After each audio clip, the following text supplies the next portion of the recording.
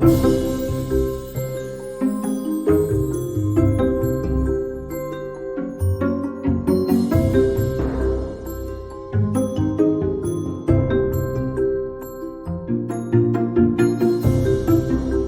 would like to thank everyone so much for joining us today, and thank you so much, Brittany, for offering to lead this session.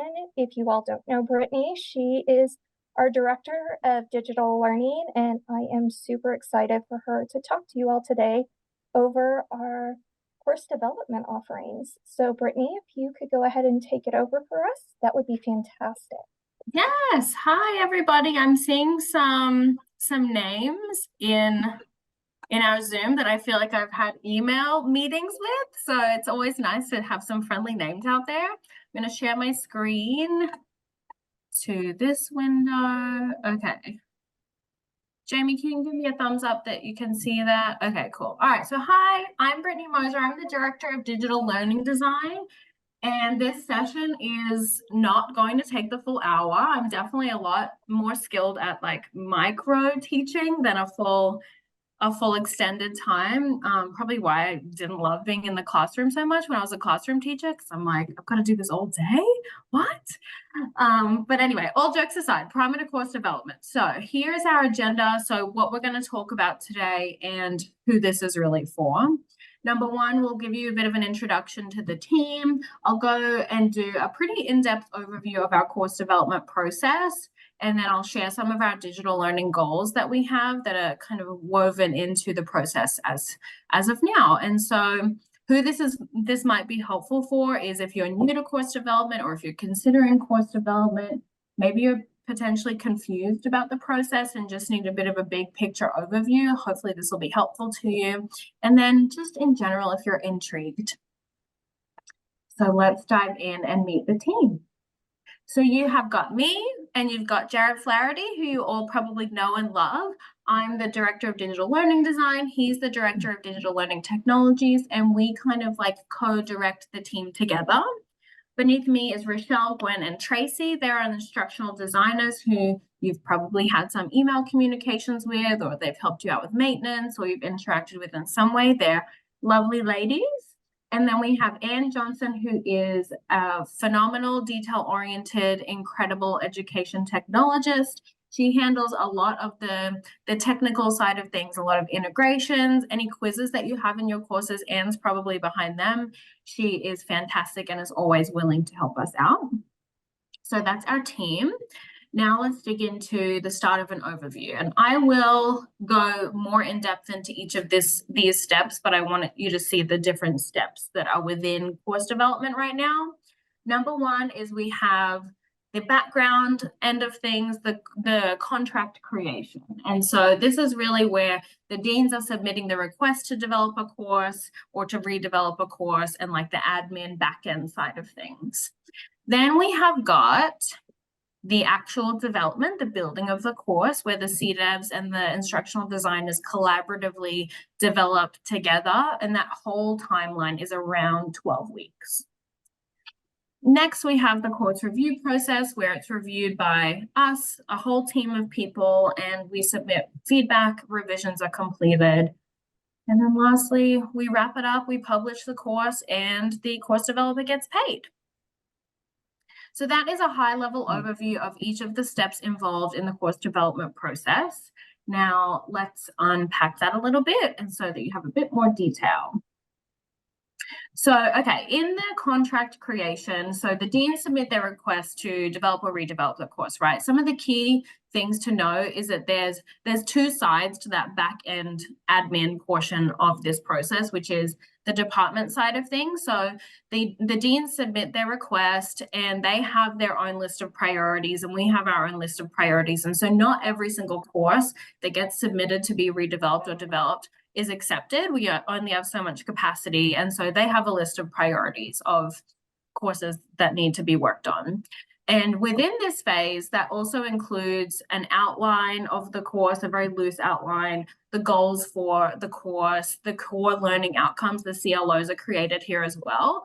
So before it even gets to the stage of building the course to course development, there is a little bit of like there is a little bit of foundation there to the course, so it's not completely blank by the time it gets to that course development phase. And while that's all going on, we get a list of all of the courses that are going to be worked on. We prepare our development shells. We get that all ready for the CDevs. We prepare a welcome kit that has the deadlines and resources and everything and anything that a CDev might need during this process.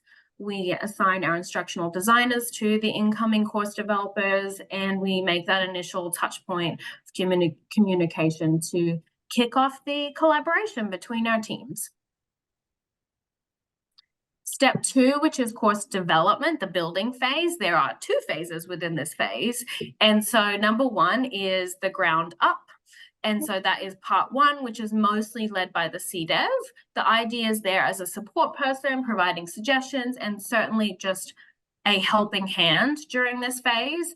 But this is really where the academic portion belongs. And that goes for around 8 to 9 weeks.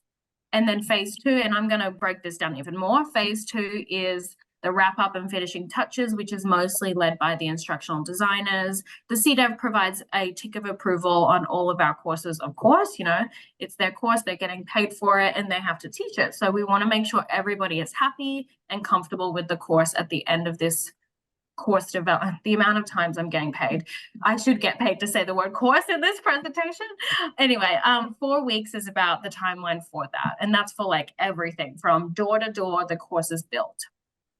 And what that really looks like for the ground up phase, which will be most relevant to you guys here today, is this is the building of the academic content, like writing all of your overviews, designing what you want your discussions to look like and what learning you're going to be challenging of your students, the assignments, the quizzes, the lecture material, truly like writing out what you want all of the information, the teaching and learning to look like.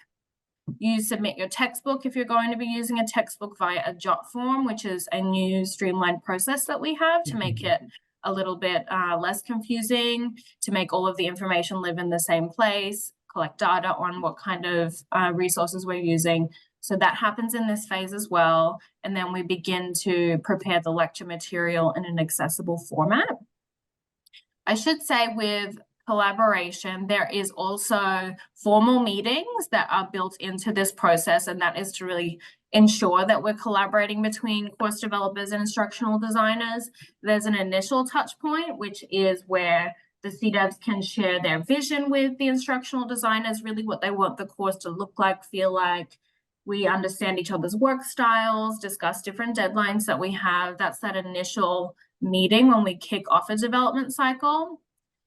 Then we have a midpoint meeting, which is where some of the academic content should be written and built already, and the course developer can share their progress with the instructional designer. Then the instructional designer might share some instructional tips that we could build within the course to really engage students in the learning. And then, of course, delegating tasks such as, okay, I have written out all of my lectures from lectures 1 to 4. Can you put that into a PowerPoint for me? Or can you make this more engaging? Something like that. And then any 3PV meetings that need to happen usually happen around this time as well. If you need any integrations, help, support, it's always best to flag it earlier rather than later. And then, of course, at the end, the final meeting, this is kind of a handoff portion where the CDev and the ID delegate figure out what needs to be done to finish this course up. What do we need to do to get it done? And review an accessibility checklist to make sure that it is accessible. Some cool things that are brought into this process now, as you can see with this cool car here, to emphasize that it is cool.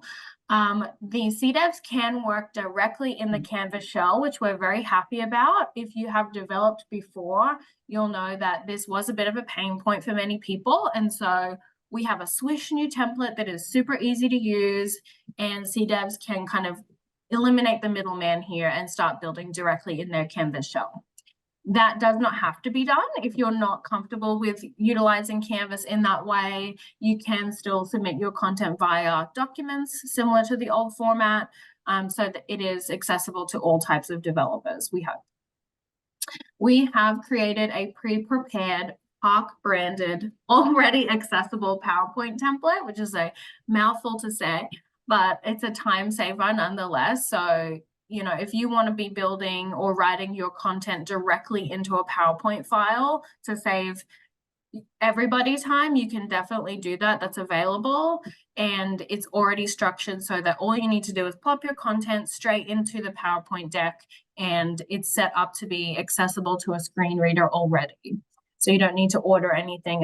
It's good to go.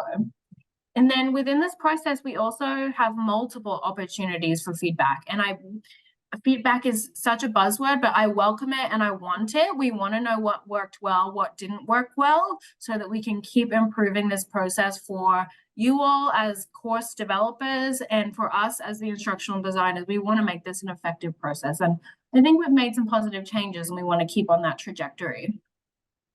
So phase 2, so we've done the course development in terms of academic building side of things. Course is feeling good. We're going to hand it over to those instructional designers. And that's phase 2 of this portion, which is that wrap up phase. And we take over. The focus during this period is really making sure that it's functional. The course is operating as it needs to operate. The settings are correct. The lecture materials are all created and accessible. There are some engagement strategies that are implemented throughout the course and it's formatted. And of course, accessibility is considered throughout the entire course.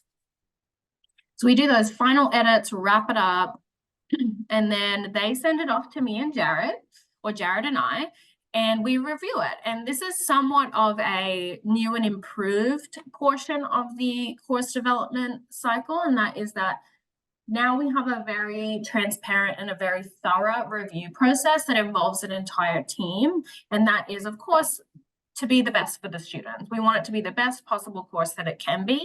And we share our feedback directly with the CDEV and their program coordinator, and just our general thoughts, any improvements that could be made, things that aren't particularly clear. And that feedback is taken on board and edits are made, and that's that. So there is a new thorough review process and we take it very seriously. And that's that.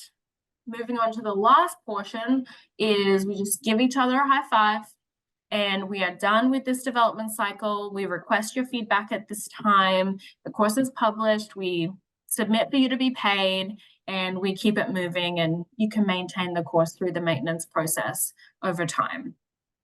So that is an overview of the course development process as it stands right now. And so you probably gleaned some of this from what I just said. So some of our digital learning goals that I want to share with you are big emphasis on what we're emphasizing during the course development process now. There's 2 of them. Number 1 is accessibility. This is very, very important to us all, as it should be. And I do want to just share that we have been reviewing, we've been reflecting on our current practices and making necessary improvements because, quite frankly, like our courses just have not been accessible enough to all of our students. And so our team is learning daily about how to make our courses accessible for all and the entire course accessible. This is very important. And so what that really means for us is, like, as we're building, as we are reviewing our courses, anything that we're putting out there, we're really looking at is all of the learning accessible for screen readers. Do all of the images that contain information in them have alt tags so that someone who is vision impaired isn't losing out on a piece of information on the slide because that piece of information might be a diagram and they can't see that diagram. So we need to make sure that every single piece of our learning is accessible. Are our PowerPoints and PDFs structured correctly so that a screen reader comes in and reads all of the information in the correct order?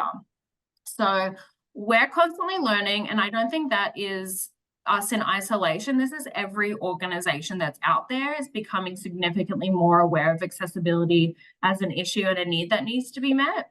So as we continue to learn, we'll be teaching. You'll see in our upcoming newsletter that we're going to be hosting some instructional designer workshops where we show you how to do, like, basically tips and tricks for accessibility, how you actually access the accessibility functions within a Word document, within a PowerPoint, within all of those things, for PDFs, but we recognize that this takes a lot of time. It's a lot of extra steps to make sure that everything is set up to be accessible, but necessary extra steps nonetheless. So super important to be meeting our deadlines so that everybody has enough time to do all of their pieces to their job, and then giving each other grace that we're not going to get it right all the time, but we need the feedback and we need to focus on this. So that's one of our big goals. And the second big goal that we're focusing on is pushing instruction. And so what I mean by that is we are researching and learning all different types of ways that we can boost the online asynchronous strategies for teaching and learning. So there are like actual things out there that we can bake into our courses to make sure that students are really learning and really engaging in the information that we're providing. And there's different ways that we can make that information stick in their brains. One thing that we put, this is a great example, one thing that is in the current template is exit tickets. Are already built into every single module. You don't have to use them, but that's one easy strategy to have students complete an exit ticket to show what they learned or to reflect on the information that they learned during that module. So that's already built in there, and there's more of those actionable strategies to come from our team. We're doing a book study right now called Writing for Busy Readers, and it's within our newsletter that we post out every month with a link to the book if you would like to read along with us, but we'll be sharing our takeaways in the monthly newsletter as well. So we're lifelong learners too, and we just want to make sure that our courses are as good as they possibly can be for our students.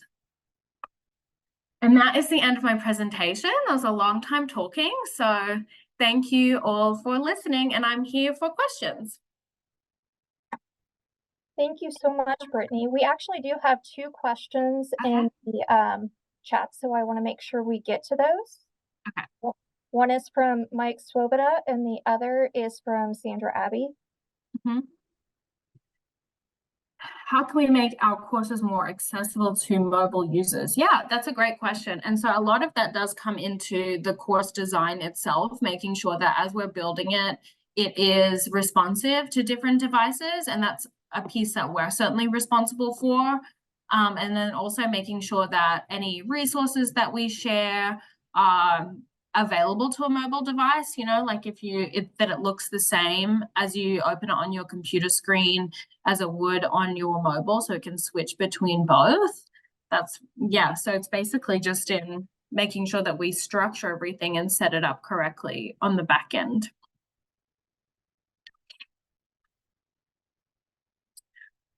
Okay, ensuring all students have access to course materials without needing to use a third-party integration from a publishing house, since many of our students are first-generation college students. Yeah, so I mean, that might be a library question, actually. And I mean, it definitely comes into course development in terms of selecting which materials you want to provide. As a course developer, you do have that opportunity to be determining what materials you want to use in your course. And that comes down to the department team of which resources that you're going to select. But I know that's definitely a push for Park right now. The open education resources push is to be selecting those like those free resources that you can use to have in your courses as opposed to a traditional textbook. Alternatives to the weekly discussion questions that are usually disliked by students. And yes, busy work. Yeah, so that's a great question. So discussion questions within courses, I believe, is I mean, there's different ways that we can be utilizing them, in my opinion, to push thinking and learning more, to be, you know, the hierarchy of thinking. And I think that we could change the kinds of questions that we ask for it to be maybe more analytical, but then it is also an attendance measure as well. So I think that there's some things baked into our Park policies around discussions that's not, it's a little bit above the pay grade of the digital learning team, but I think that you know, there's two pieces to it. We can use it as an opportunity, and we can look at, is there ways that we could be doing it differently, or is it just something that we have to have for attendance purposes? Yeah, I like what you said there, Gwen, about there's lots of ways to think outside of the box. There definitely is. For those who are interested, please feel free to raise your hand and we'll call on you and you can ask your question then if you would prefer not to put it in the chat. Yeah, and Danielle's chimed in with pushing the open education resources. Please reach out to the library for any help. They're the greatest.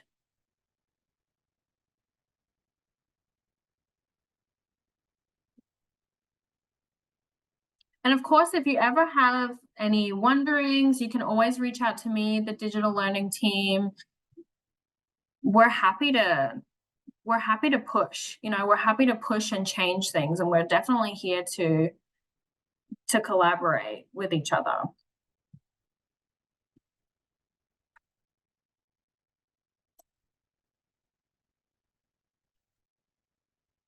So Brittany, I do actually have a question. I love that you had brought up we have a new sheet that you all are using. So does that mean that we have access to the master course shell if we want to just automatically input information? So like make a couple quick changes and then let you all know what those changes were and then you push it out later, or how exactly is that working?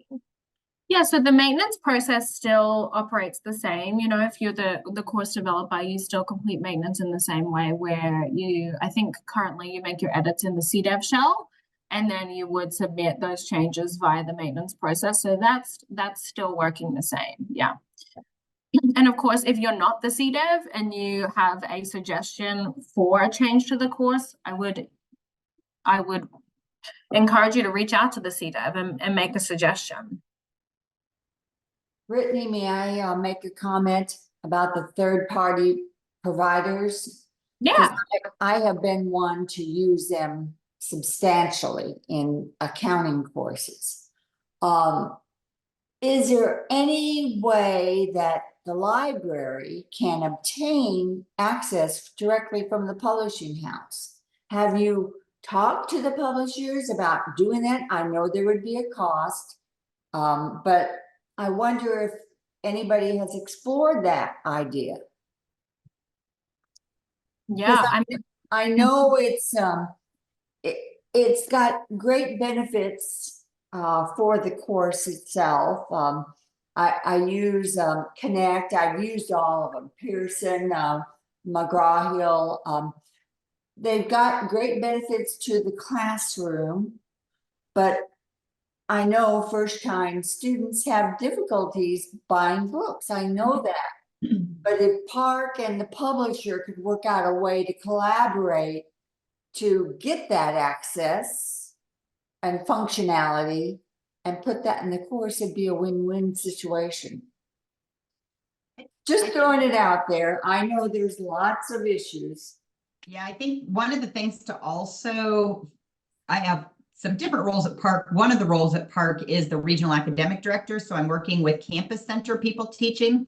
And one of the things with third-party sources that is more challenging, which maybe something like this could address as well, is that they don't teach that same thing every quarter. Maybe they only teach it once a year or something. And then we switch who we're using for our third-party resources. And I just had a situation with a new instructor down in Mountain Home where they purchased the book information and then the codes weren't working. And then they spent the whole first night trying to figure all of that out. And they called Pearson and Pearson gave them a new code and that code didn't work. So we're working through it, but we're 2 weeks in and students have now purchased something that some of them still don't have access to. So I love that idea where if we could shoot them into the library and we could take some of that off of their plate, especially if we're looking at the population that we are moving to and have some goals set for, where English may not be their first language. And now we're going to have a whole nother set of issues. So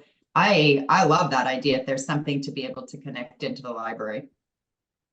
Yeah, I see Everyone. Danielle. Yeah. Yeah, hi, Brittany. Hi, everyone. Danielle Tice from the library. We would love to work with ebook publishers that would be materials that would supplement the actual textbook.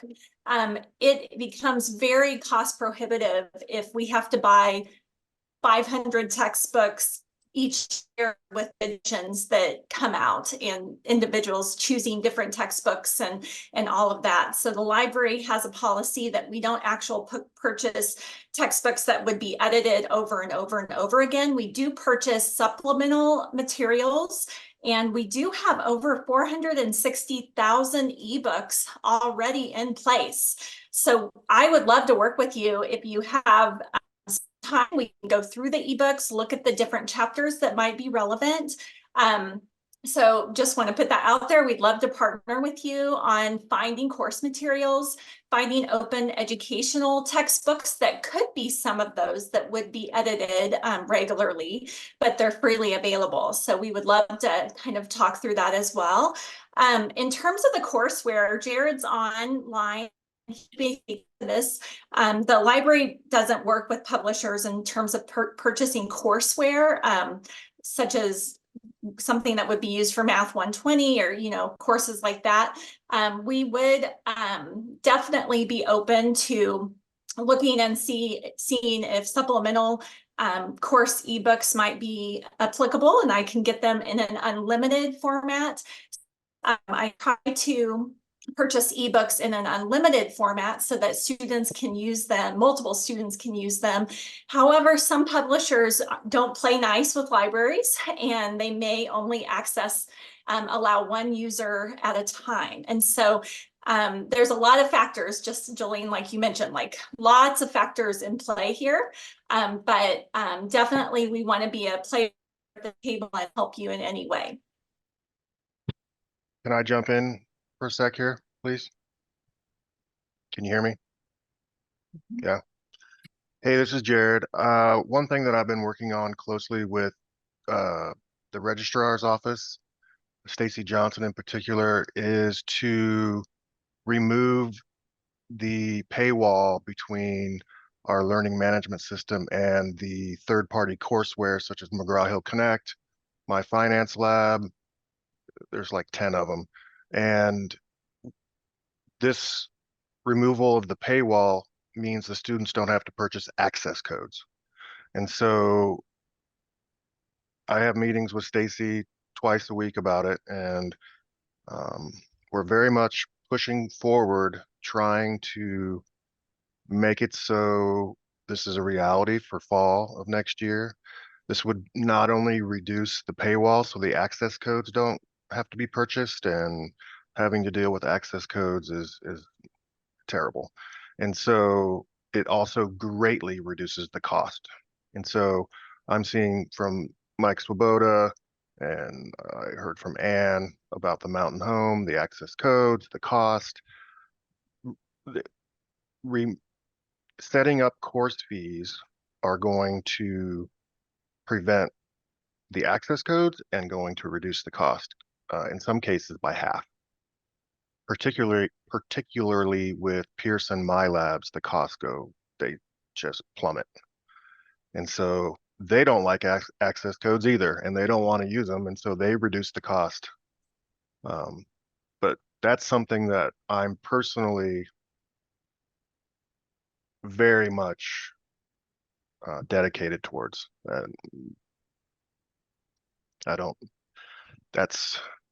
If you ever want to have a conversation about it and want to get on board with this campaign, I would love to have you. So it's something that our students don't need to jump through. It's something that our instructors don't need to have to support. It's too much. So that's all I have to say about that. Or I could keep talking. I'd say that's awesome, because that is going to solve a lot of problems that I see out in our campus centers for sure. So thank you so much for being ahead of that. You're welcome. I'm trying. So. If you've taught, I mean, Jolene, you know, when you have taught finance courses with Wiley Plus, Yes, yes. Wiley Plus doesn't have access codes at Park University. It's just built in, and so students are charged um, a course fee, which is usually about 60% of the cost of an access code. And so it's just open when a student clicks on something in Canvas, there's no paywall. And so it's really the direction that I want to see us go with all of our courseware, if the publisher has that option, which some of them don't, but the 5 major ones do. I'm so glad that this issue is on the table for the players that be to make it better. That's truly teamwork and collaboration. Which That's part? what we want. We want the best experience, like Brittany was talking about, with the student experience. And there was somebody said something about, was it Mike, about the experience on mobile devices. That was a big part of our new template, is making sure that everything works on any device that you're going to open it with. That's the goal of the new template. Okay. Oh, Deborah, the new template it's out. I think we're moving on to our 3rd cycle with it now. So yeah, it's out and it's happening. So if you develop with us, or if you would like to do maintenance and want to see the template to incorporate some of the features, we can definitely work with you on that. But yep, it's out. Yes. Yes. Yep. Go ahead, Jared. Yep. On a browser or a mobile app, the experience is the same. Well, I mean, it's different on the mobile app, but if you're on a computer, a PC, or a Mac using a browser, the same experience is going to be on a mobile device using a browser. Yeah, celebration time. You may have noticed that there's a new homepage in everyone's courses that they have developed.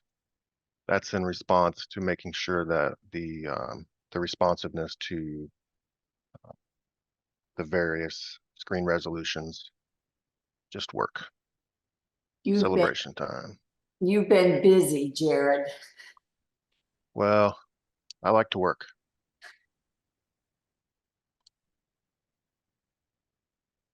Do we have any other questions for Brittany, Jared, Danielle regarding course development?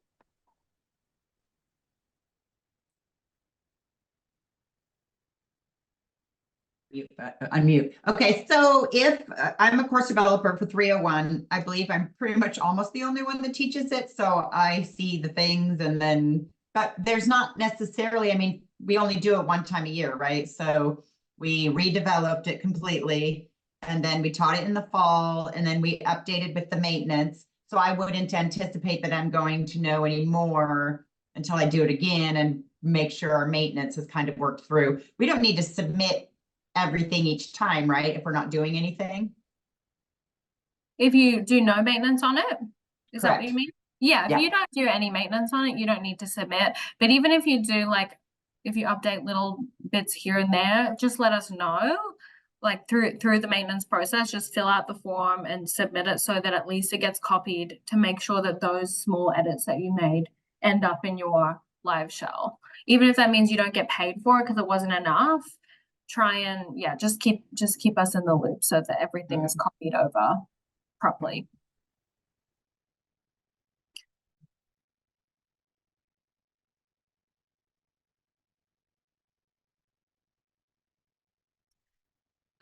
In regarding to if we should recommend that students access, we can't, Jared, correct me if I'm wrong, we can't technically push for them to access in a certain way because our courses should be set up to be available in all modes.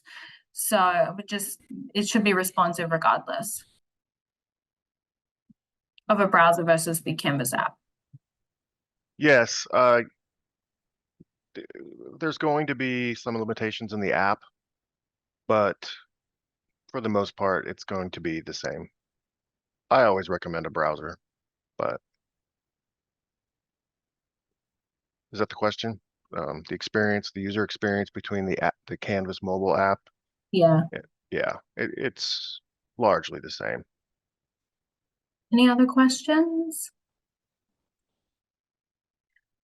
Okay, well, I think we're done. Jamie, do you want to wrap it up? Yes, I will. Absolutely. Thank you so much, Brittany, for presenting for us today, and Danielle and Jared for also sharing your expertise. If you have questions for Brittany and Danielle and Jared, I'm sure they would be happy to connect with you at any point, and we can give you their contact information. In addition, Brittany will be doing another session for us on March 29th. So please make sure you join us then. It's going to be over sense of belonging. And it's a follow-up from our virtual academic conference. So that will also be at noon via Zoom, and we hope to see you then. Thank you so much for joining us today. Thanks, everyone. Thank you for coming.